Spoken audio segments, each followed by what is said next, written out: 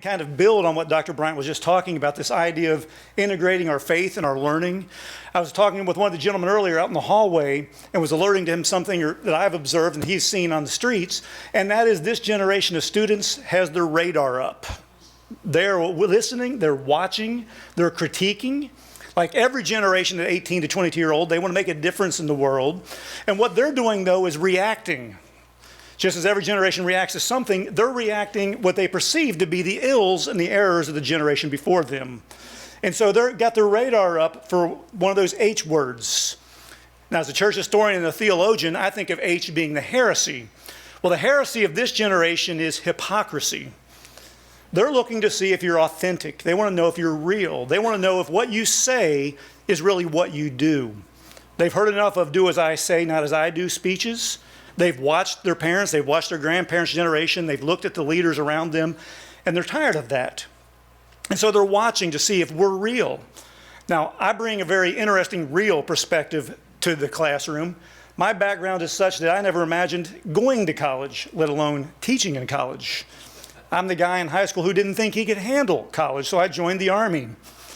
And after several years of jumping out of airplanes for Uncle Sam, and as I was pointing out earlier, I heard somebody say that the Air Force, they'll hopefully agree with me that people always go, why would you jump out of a perfectly good airplane, Dr. Beck?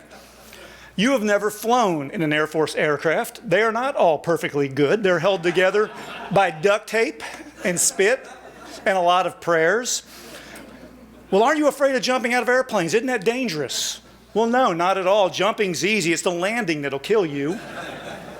And so I did that for several years, but back in the day, Uncle Sam, if he broke you, he sent you home. And so I was sent home at a rather young age, married, with no future, no goals. So I spent a couple years in art school and then a decade in commercial advertising. In fact, advertising meant the products you probably still use at home.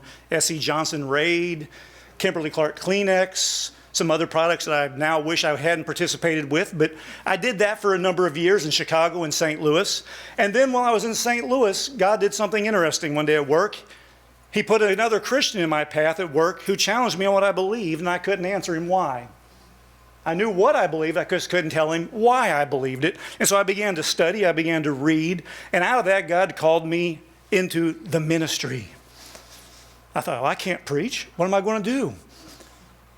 And I did the only thing I knew, and many of you have done this Bible study, the old Experiencing God study with Henry Blackaby. One of his edicts is, do the last thing God told you until he tells you the next thing. And so I kept working in advertising and began going to college at night.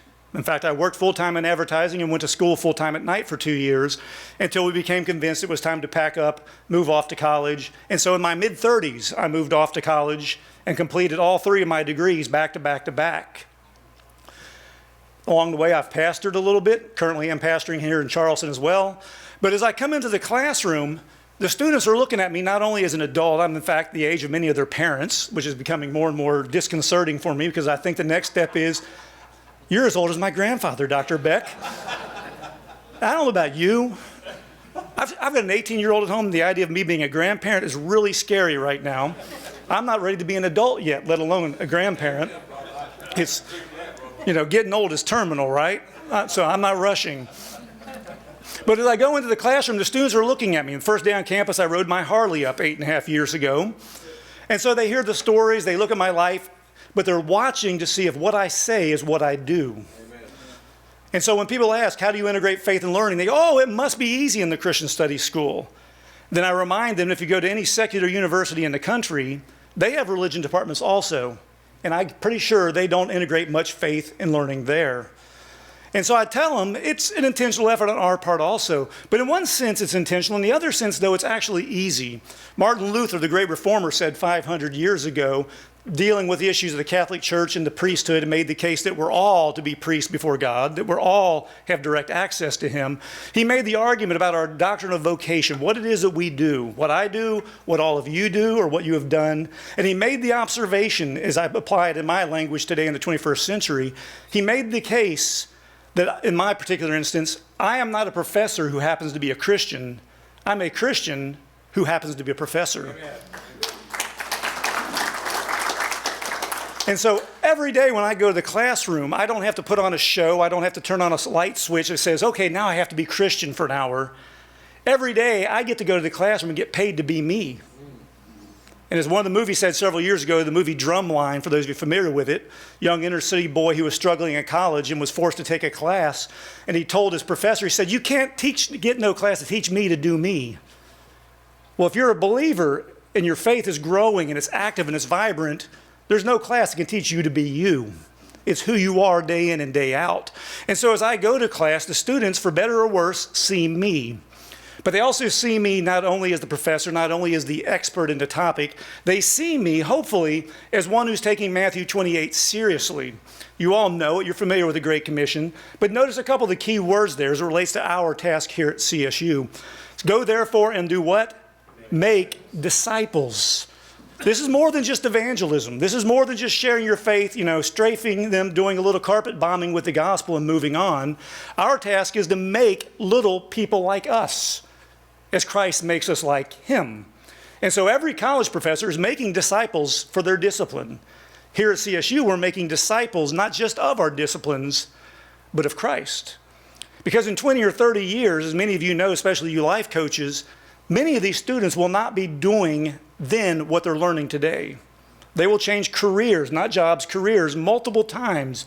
And so what we're preparing them for here is not just a vocation, we're preparing them for life. And the way I see it, my congregation, not the church I pastor, but my students, my congregation here is more than 200 or 300 students every semester. It is through them, their families, one day their children, and potentially their children's children. And so the influence I have now is making disciples that hopefully one day will do the rest of Matthew 28. Go and make disciples of all the nations, baptizing them in the name of the Father and of the Son and of the Holy Spirit. And then what are we to do? Teaching them to obey all that Christ has commanded. So I'm not done with a student when they graduate. I'm not done discipling until they're making other disciples, when my faith has been shared with them and they're sharing it with others. And so this is more than just sharing our faith for the sake of saying we've evangelized. Our purpose is, when we integrate faith and learning, is to evangelize with the purpose that we're changing lives so that through them God will change other lives. And so as I look at my Facebook friend list, I'm constantly amazed by how many students want to see me outside of class. This is where they get to see how real Dr. Beck is. But to see how many students and friends I have now all over the world. And so my influence is not here at Charleston. It's not just North Charleston. It's global. And it's when we live out our faith. The other verse that strikes me relevant to our task here is from Luke chapter 6, verse 40. This is Jesus speaking. It says, a disciple is not above his teacher, but everyone, when he is fully trained, will be like his teacher. I'm making people who one day, if I'm successful at what I do, for better or worse, they will look like me. And so the task for me is, first of all, to make sure I look like Jesus. And then that flows out of me, that it oozes out of my pores in such a way that it rubs off on them and they take it with them wherever they go. I was sharing just the other day in this very room, in fact, that one of the amazing things about the school here at CSU, and it was shared earlier with the statistics from Dr. Hunter, most of our students come from broken homes. In fact, for many of them, I'm the only daddy they've ever had. I become the father figure. And as I was telling the group Monday or Tuesday afternoon, in many cases, I'm the only one who's ever had the talk with them. And so I look for opportunities in, for example, Old or New Testament to have the talk. I take the opportunities when we get into Ephesians and Paul's admonitions about the church and the relationship with the husband and wife. I use that as an opportunity to talk about this is what a Christian marriage is supposed to look like. Because the reality is I've been married 31 years. I'm not that old. We got married when I was 5. She was a little older. But I've been married, making life and death decisions, first as a soldier and then other things in my life, since I was the age of our students. And just as the writer of Ecclesiastes basically says, man, if I only knew then what I know now. And so I'm trying to give to them what God has given me over those 31 years of so-called adulthood. But so I'm often the only daddy they've ever known. And in the case of one student, I'll leave it with this to show you a little bit of how this kind of plays out. Several years ago, a young lady showed up on our campus, another Yankee from Vermont. If you know anything about the political demographics of Vermont, if Massachusetts has the atheist belt, Vermont is off the chart. In fact, the number of evangelical churches in Vermont are in the double digits.